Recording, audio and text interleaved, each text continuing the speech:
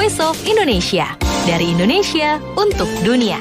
Voice of Indonesia dari Indonesia untuk dunia. Pendengar kita berjumpa lagi dalam program Halo Diaspora.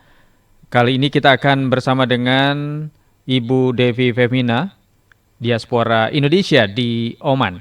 Saya langsung sapa beliau. Bu Devi, selamat bergabung di Voice of Indonesia. Ya, Apa kabar, Bu? terima kasih Mas Agus, sudah baik, Alhamdulillah. Gimana Mas Agus, sehat? Alhamdulillah baik juga di Jakarta. Senang sekali Ibu bisa bergabung dan kita akan ngobrol-ngobrol seputar pemuda berpikir kritis. Tentunya ini juga berkaitan dengan bagaimana pemuda atau WNI yang ada di luar negeri, termasuk di Oman ya Bu Devi ya. Nah, bicara tentang pemuda berpikir kritis, bagaimana Bu Devi melihat peran pemuda dalam mengembangkan kemampuan berpikir kritis di era globalisasi ini, Bu? Baik Mas Agus, terima kasih atas kesempatannya nih. Menurut saya peran pemuda ini sangat penting. Kenapa? Karena kalau kita lihat komposisi penduduk saat ini, baik di Indonesia maupun di dunia, itu sebagian besar sekarang itu terdiri dari kaum muda, yaitu mereka yang berusia 15 tahun ke atas. Ya, jadi tentu saja bagaimana mereka berperan, baik dalam pembangunan maupun dalam pengembangan dirinya sendiri, itu akan membentuk dunia kita di depan itu seperti apa. Ya, jadi kalau mereka bisa mengembangkan berpikir secara kritis, baik untuk dirinya sendiri maupun untuk sekelilingnya, maka itu tentu saja berpengaruh pada baik buruknya dunia di masa yang akan datang. Ya, jadi kalau kita lihat di Indonesia sendiri, itu sekitar data yang saya punya ya, itu sekitar 24% itu penduduk kita penduduk Indonesia berusia 15 sampai 30 tahun. Jadi itu adalah memang sumber daya yang bisa mempengaruhi bagaimana perkembangan bangsa di masa yang akan datang. Apalagi sebentar lagi kita ada kejadian besar ya, Mas Agus, pemilu 2024. Jadi pasti mereka ini akan memberikan kontribusi yang besar. Ya, belum lagi dengan adanya tadi Mas Agus membilang soal globalisasi. Ya, jadi bagaimana pengaruh-pengaruh dari luar itu bisa secara positif ya Mas, membentuk bagaimana pola berpikir kritis para pemuda kita.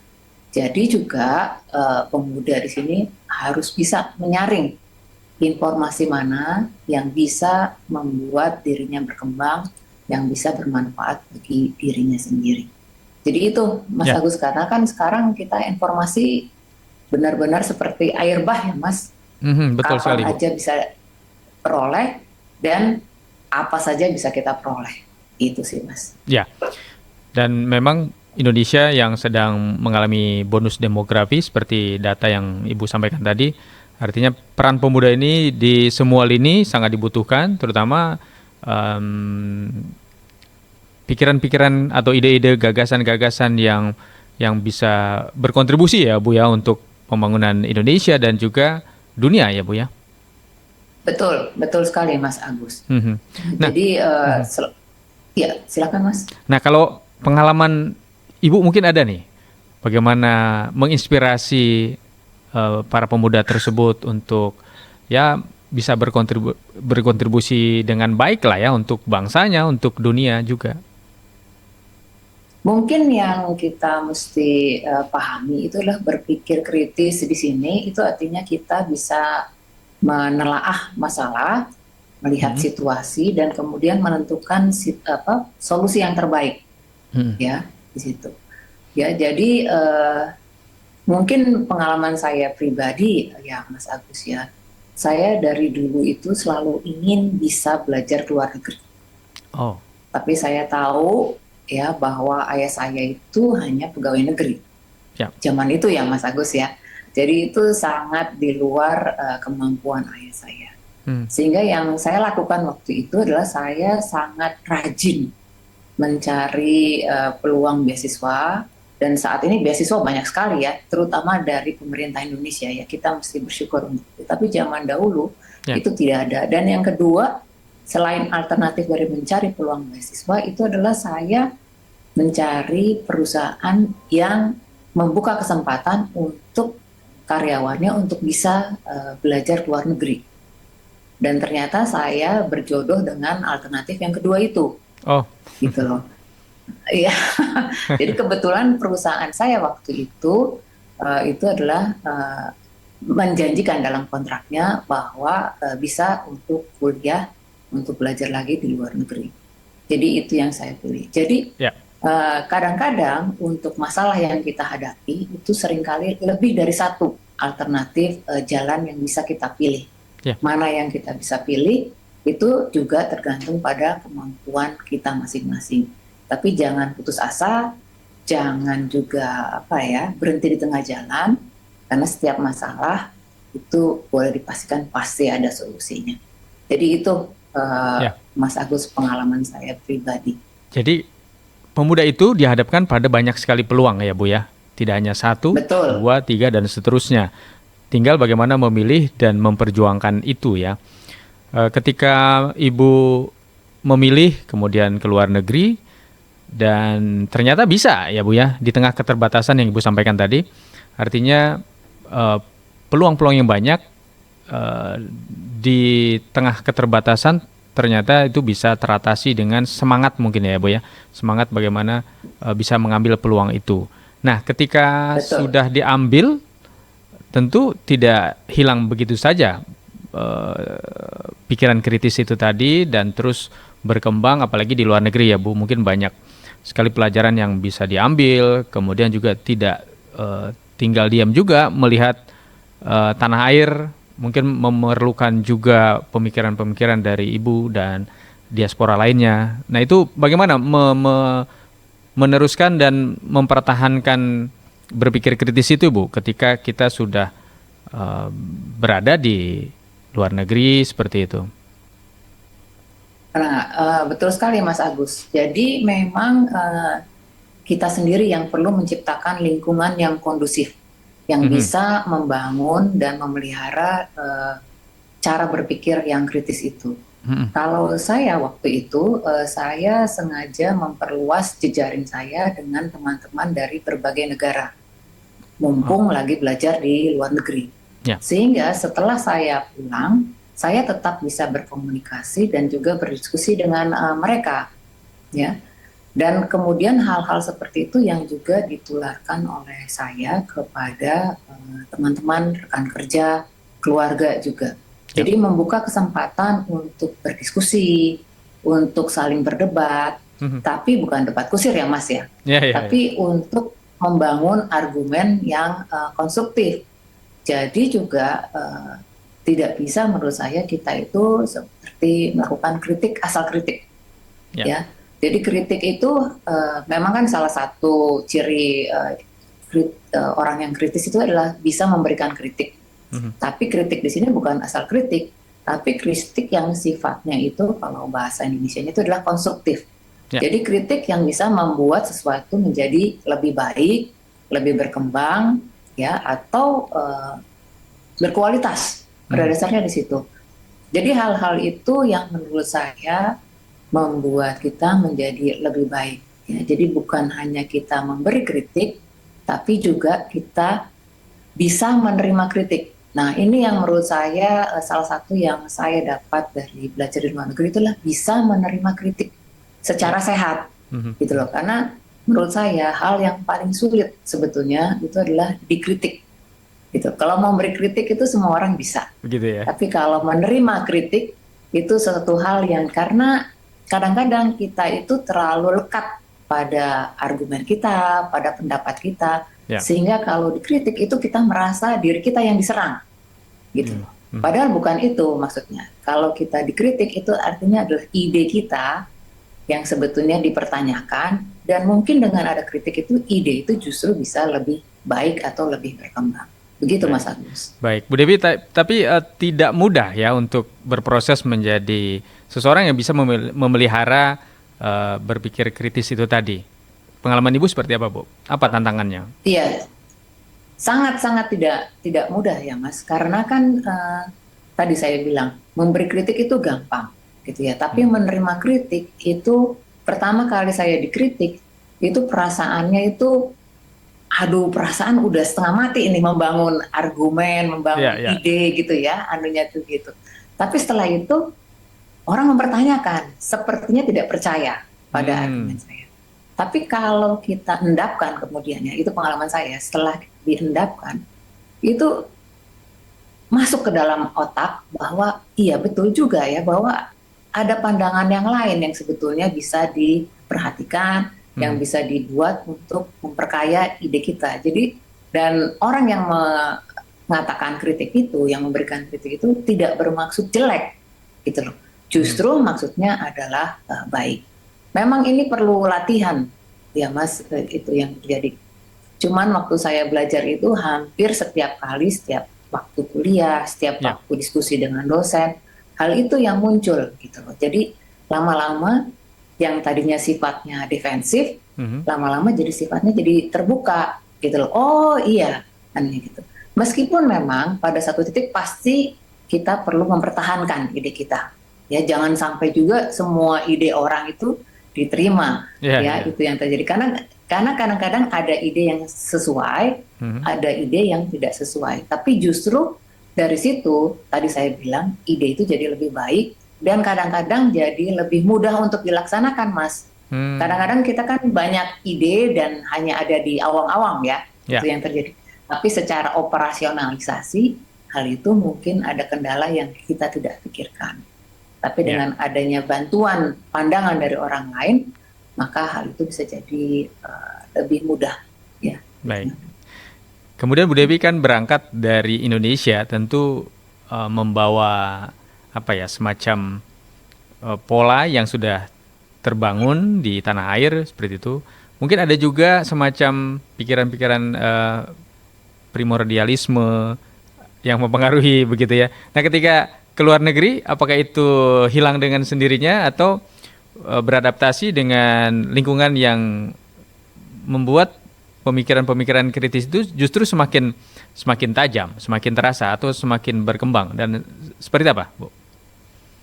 Iya, jadi memang karena saya itu keluar negeri pertama kali itu karena sekolah ya Mas ya. Jadi banyak hal memang yang boleh dibilang menjadi gegar budaya, gitu ya. Oh, terjadi juga ya? Iya, jadi ada gegar budaya.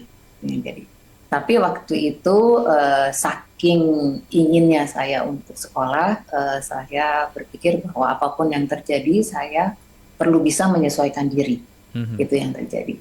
Nah, jadi yang saya lakukan waktu itu adalah memang mungkin agak drastis ya Mas, kalau dilihat dari ini. Jadi waktu itu saya memilih untuk tidak tinggal dengan orang Indonesia. Jadi saya langsung memilih untuk tidak tinggal dengan orang Indonesia.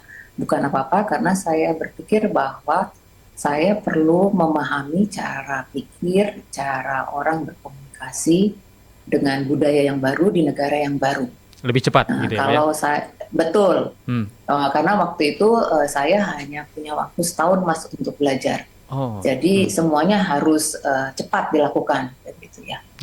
Nah, jadi itu yang saya lakukan sehingga saya boleh dibilang kayaknya 2 minggu pertama itu kaget-kaget Mas. Ininya mulai dari kebiasaan mendengar mereka berkomunikasi, bagaimana mereka mengekspresikan diri, bagaimana budaya makan dan sebagainya. Itu yang terjadi. Tapi setelah itu, menurut saya pribadi merasa sangat bersyukur menjadi bangsa Indonesia, Mas. Karena kita terbiasa sebetulnya hidup dengan orang yang berbagai-bagai suku kan. Iya, betul. Dengan berbagai kebiasaan, dengan berbagai bahasa ibu. Jadi justru menurut saya, selama menurut saya sangat bersyukur ya. Karena kita jadi lebih mudah menurut saya membangun hubungan dengan orang yang berbeda bangsa. Jadi Mungkin mereka berbeda warna kulit, berbeda warna rambut, berbeda bahasa, tapi pada dasarnya di Indonesia pun kita juga seperti itu, gitu loh. Ya, betul. Tetangga kita bisa orang Jawa, tetangga kita bisa orang Minang, bisa orang Batak, bisa beragama Kristen, beragama Islam, beragama Hindu, Buddha, tapi tetap kita bisa berkomunikasi dan menerima budayanya. Jadi menurut saya, bekal kita sebagai bangsa Indonesia yang majemuk itu justru membantu saya untuk bisa bertahan dan selamat di negeri orang. Gitu Itu ya. sih, Mas, ini yang terjadi. Artinya ketika itu Jadi lebih mudah. kepercayaan diri Ibu sudah terbangun dari tanah air ya. Mungkin dari sisi bersosialisasi itu lebih mudah ya bagi Ibu ya. Iya, meskipun Oh, kalau boleh dibilang saya bukan orang yang mudah bergaul ya, Mas. oke. Tapi kalau tadi kan saya mengambil langkah drastis untuk tidak serumah atau tinggal dengan orang Indonesia, maka otomatis Betul. itu jadi dipacu ya, Mas. Jadi jalan untuk akselerasi ya. Baik. Iya, betul. Nah, dalam konteks perbedaan budaya tadi dan juga pastinya perbedaan pemikiran juga ya dengan orang-orang di sekeliling Ibu di luar negeri. Nah, bagaimana Ibu melihat pemuda diaspora yang Ibu alami dan sekarang mungkin Ibu melihat mampu mengintegrasikan keterampilan berpikir kritis dalam sebuah komunitas? Iya. Jadi kalau mungkin saya ambil contoh yang sekarang aja ya, Mas ya. Ya, Waktu saat kita kan baru saja mengalami bencana internasional yang luar biasa ya dengan pandemi ya. adanya COVID-19 Ya, ya. Nah, jadi pada saat COVID-19 itu kita semua dalam tanda petik terisolasi ya kan, karena di awal-awal masa COVID itu tidak ada komunikasi fisik dan personal sifatnya. Semuanya harus lewat media, kan betul. gitu ya. Lewat Zoom, Ya. lewat telepon, lewat chat, kan gitu ya. Itu yang terjadi. Nah, hal itu juga menurut saya yang mendorong ya ada beberapa pemuda di sini yang kemudian berpikir bagaimana caranya untuk tetap membangun komunikasi dengan mereka-mereka yang kalau di Oman ini ada daerah-daerah yang memang diisolasi, Mas. Jadi tidak bisa orang itu keluar masuk daerah itu dengan mudah. Ya. Itu yang terjadi. Ya, jadi satu-satunya media komunikasi itu adalah telepon genggam. Baik. Ya, hanya saja untungnya itu Zoom kan gratis ya dan bisa diakses. Jadi Zoom itu bisa diakses, kemudian juga Facebook Live itu bisa diakses, ya. Seperti itu. Jadi yang dilakukan ini ada beberapa pemuda di sini yang mengambil inisiatif untuk supaya mereka-mereka yang terutama di sini pekerja migran ya, yang waktu itu tidak bisa bekerja karena memang harus tinggal di rumah, itu tetap terhubung dengan dunia luar, itu adalah mereka mengadakan kursus bahasa yang kemudian sifatnya juga untuk meningkatkan kemampuan. Jadi COVID-19 itu dianggap sebagai kesempatan untuk mengembangkan diri. Ya. Jadi mereka mengadakan kursus bahasa Inggris untuk mereka-mereka pekerja migran yang kebetulan harus tinggal di rumah. Itu yang terjadi. Jadi secara berkala mereka ini. Jadi langsung bahasa yang dipakai bahasa Indonesia dan bahasa Inggris, karena kalau di sini kan kebanyakan orang bahasa Arab, tapi bahasa Inggris juga merupakan bahasa kedua yang umum ditemui di toko-toko, di hotel dan sebagainya. Jadi itu yang dilakukan. Jadi daripada merasa sedih sendiri, karena belum tentu para pekerja migran itu kan tinggal bersama keluarga di sini ya. Ada juga yang mereka benar-benar datang untuk bekerja jadi sendiri sebetulnya. Nah, mereka itu seperti mempunyai teman juga dengan ikut kursus sekaligus bisa ketemu dengan beberapa orang. Jadi paling tidak merasa sendiri sekaligus menambah.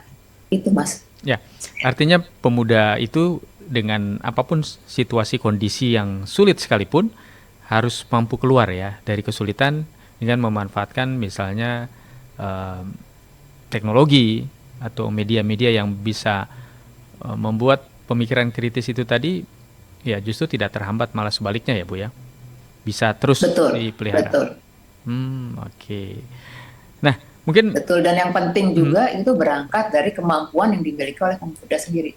oh, Seperti kalau misalnya bahasa Inggris itu kan mudah ya, betul. karena pemuda-pemuda di sini kan kebanyakan bersekolah di internasional. Mm-mm. Jadi bahasa Inggris itu merupakan sesuatu yang memang mudah dan mereka miliki dan keahlian mereka.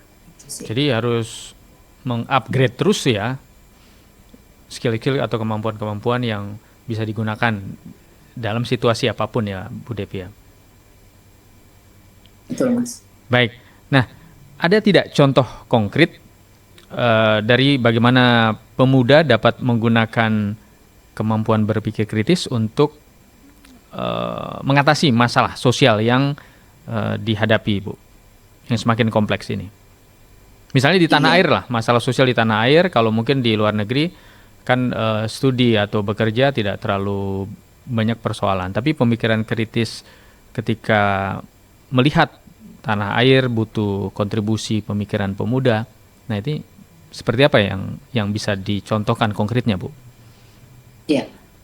Saya menurut saya dalam kehidupan saya memiliki beberapa keberuntungan, Mas. Mhm. Ya, jadi salah satunya itu adalah sejak tahun 2003 saya itu berkesempatan untuk mengelola sebuah pelatihan untuk para lulusan muda.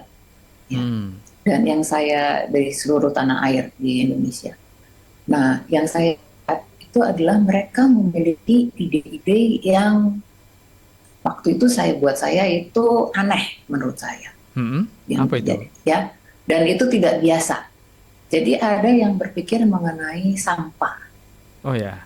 Ya, waktu itu belum, maksud saya belum apa ya, belum sekeren sekarang deh Ya. ngurus sampah itu kan. Kalau sekarang kan sesuatu yang ini ya banyak lah sekarang. Tapi waktu itu eh, pemuda ini tuh dari awal berpikir bahwa sampah itu sesuatu hal yang perlu dikelola dan perlu ditangani Iya, ya. sebelum itu menjadi masalah yang luar biasa. Selintas apa sih kok Dan sampah yang dipikirin gitu ya, Bu ya? iya, jadi menurut anak ini atau pemuda ini bahwa sampah itu bisa dikelola supaya lingkungan hidup kita menjadi lebih baik, dan memang kan sebetulnya sampah menjadi masalah sosial yang besar ya di Indonesia, Betul. itu yang terjadi. Nah, jadi caranya dia adalah bagaimana mempersedikit sampah rumah tangga supaya yang dibuang ke TPA itu adalah suatu hal yang ini benar-benar memang tidak bisa dimanfaatkan lagi. Gitu. Jadi kalau kita sekarang atau di negara-negara barat itu sudah mulai dengan memilah sampah. Ya. Ya, nah jadi tapi kalau mereka kan digerakkan oleh pemerintahnya. Hmm. Nah, ini anak ini yang kemudian berusaha mengedukasi bagaimana caranya memilah sampah, kemudian memanfaatkan sampah-sampah yang sudah dipilah itu supaya benar-benar nanti hanya sedikit sekali yang harus kita buang. Dan saya cukup bangga bahwa idenya ternyata berkembang terus sehingga dia memiliki perusahaan, memiliki lembaga swadaya masyarakat, dan kemudian diapresiasi oleh perusahaan-perusahaan besar sehingga dia bisa memperoleh dana untuk kemudian melakukan studi banding dan kemudian lebih mengembangkan lagi usahanya. Jadi itu, Mas. Jadi ide yang mungkin hanya bisa dipikirkan karena kritis dan juga menurut saya kepedulian ya. Betul. Jadi kritis tambah kepedulian terhadap lingkungan sekitarnya. Dan juga saya kemarin baru saja dapat pesan lewat WhatsApp ya. Jadi sekarang semua itu bisa diakses dengan gampang. Ada juga BTS Army yang mendirikan PAUD. Oh. Jadi iya, PAUD untuk anak-anak kaum duafa. Wah, jadi menurut saya itu bagus sekali ya. Betul, jadi betul. Dari sesuatu yang sifatnya mereka hobi atau kesukaan gitu ya, BTS Army gitu loh. Tapi mereka kemudian ngumpul dan membangun sesuatu yang menurut saya sifatnya positif dan juga berguna bagi masyarakat. Jadi tidak selalu semua kesukaan itu negatif menurut saya. Kalau mereka bisa berkolaborasi, berpikir secara positif dan kritis, mereka bisa menurunkan ide-ide yang baik. Nah, jadi hal-hal kecil seperti itu mungkin kelihatannya kecil sekarang, tapi Ya. menurut saya itu akan sangat besar. Misalnya tadi PAUD untuk anak-anak duafa, pasti anak-anak duafa itu sangat berterima kasih bahwa mereka punya kesempatan untuk bisa belajar, bisa berkembang dengan lebih baik. Orang tuanya juga pasti terbantu. Kemudian yang sampah tadi, lingkungan menjadi baik, memberi lapangan pekerjaan buat orang, ya, dan kemudian juga bangsa kita menjadi bangsa yang lebih sehat. Itu sih, Ya. Mas. Ya, berpikir kritis itu ternyata konkretnya lebih ke bagaimana membangun pemikiran yang visioner ya Bu ya. Untuk menjawab tantangan bukan hanya hari ini tapi juga di masa yang akan datang. Seperti itu ya, menghadapi masa Betul, depan. betul. Iya, Oke. Nah, intinya segitu. oke, untuk mewujudkan itu tentu saja butuh peranan teknologi dan juga akses informasi. Nah, bagaimana Ibu melihat? Ya, jadi saya selalu kalau melihat teknologi dan akses informasi itu kita selalu lihat dari dua sisi, Hmm. ya Mas ya, dari sisi baik dan sisi buruk. Ya, kalau sisi baik dengan adanya teknologi dan akses informasi, pada dasarnya kita sekarang semua bisa belajar dari uh, laman-laman yang ada, Hmm. dari YouTube, itu bisa kita pelajari. Ya. Jadi kalau misalnya kita bilang, oh kita gimana nih caranya membuat A, B, C, kita bisa lihat, selalu ada tutorialnya. Ya, hanya saja yang perlu kita perhatikan tidak semua informasi itu benar. Hmm. Gitu. Jadi yang berikutnya itu harus bagaimana kita memilah dan memilih supaya kita bisa memperoleh informasi yang benar. Hmm. Jadi kalau kita kritis, kita tidak begitu saja menelan mentah-mentah semua informasi yang ada di dunia kita ini, ya, terutama yang lewat Instagram, lewat WhatsApp, lewat Facebook, ya, dari seperti itu. Tapi kita kemudian mempertanyakan apakah ini benar, ya. Jadi mungkin kalau dulu saya belajar itu adalah kalau kita ingin menemukan pikiran kita, ada baiknya kita bertanya mengenai apa, siapa, kapan, di mana, bagaimana. Ya, jadi itu yang selalu kita harus selalu pertanyakan setiap kali kita menerima informasi agar kita benar-benar memperoleh informasi yang baik dan benar dan juga menyebarkan informasi yang baik dan benar yang bermanfaat bagi orang-orang di sekeliling kita. Jadi itu. Jadi teknologi dan akses informasi itu ada dua sisi selalu, baik dan buruk. Tinggal bagaimana kita memanfaatkannya dengan baik dan benar. Ya, jadi jangan sampai kita dengan kemudahan informasi itu, kemudahan akses, kita kemudian jadi ikut-ikutan menyebarkan hal-hal yang tidak baik dan tidak benar. Jadi selalu saya bilang kalau cara dengan teman-teman yang lebih muda atau para keponakan saya itu adalah cek dulu sumbernya dari siapa, gitu ya, itu Baik. yang mesti dicek. Ya.